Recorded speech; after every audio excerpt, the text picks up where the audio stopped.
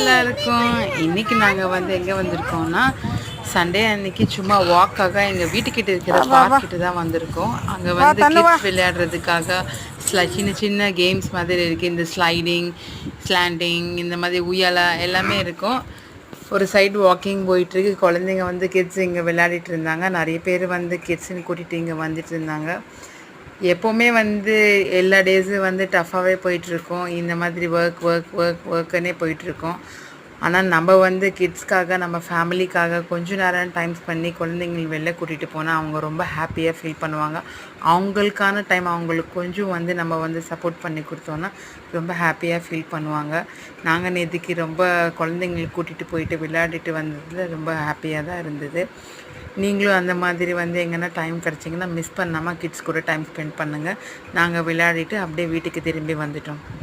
பாய்.